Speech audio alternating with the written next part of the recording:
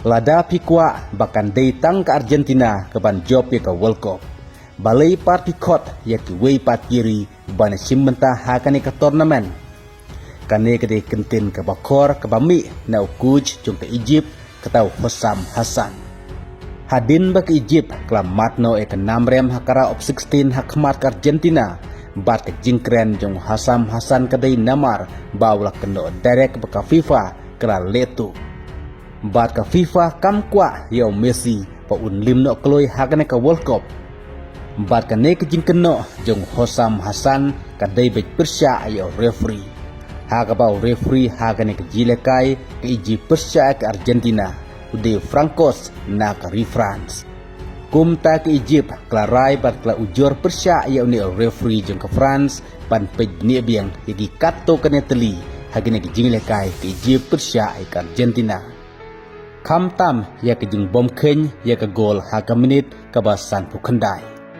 Ha ke baka jing keno klam miru da ke baong pan na ke menta ke players ke Argentina don cut don fall.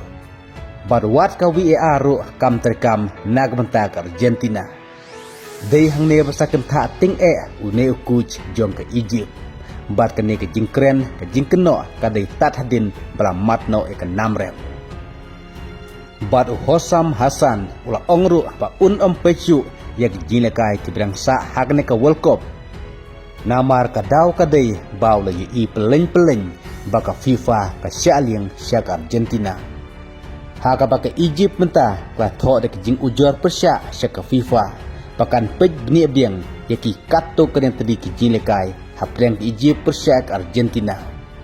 Bat lada ka FIFA kan sim ya kene ke jing ujor di ke Egypt.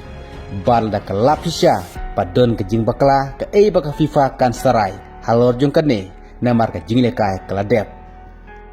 Bat ke Egypt ke ujoru sya ke FIFA bahkan dei ben weng no mador ya ne referee jong ke France ketau Francos. Bandangnya simmenta haki weipat ki game ki badangsa hakan ke FIFA World Cup. Nang tau Hossam Hassan la kenoru da kebaong baka FIFA mta klalong penban ku mota kejaka bam pisa bam sap bat leklop. Namar ha kejaka pakai Egypt kan job ya kene ke jina kai persya ke Argentina prose ke long penban da kongpong da kecing letu le asap jong referee. Haka bau ne ukuj jog Egypt lapen iru dakadak haka por badang lekai. Dakadak pan pen i pakadon ke jinges ngoper jaj benriu hamadan lekai hapteng kirang lekai ke Argentina bat jong ke Egypt. Haka bau referee ula kentaj Jakarta bat ula Aisendon yau Hossam Hassan daka ya loka. Kumta kene ke jingkeno jog ke Egypt baka FIFA ke bamsap lani referee ya syaliang ya ke Argentina. Kalau penlong ru wati ke FBI pamenta kan tokit benia lani kan besar ya ke lain pisah pilan jong ke Argentina ke papinan kam hakan ke World Cup. Kumta kene ke jing ujor jong ke Egypt menta kalak ban pojengai baca kan yalam ke bangin sedang apel. Kirang ilaka jong ke Egypt di bala penpau bahkan ke jilekai kalong ke bom syai ke bom kuj ke balai asap leklop uwe di orang apkol kata usiko.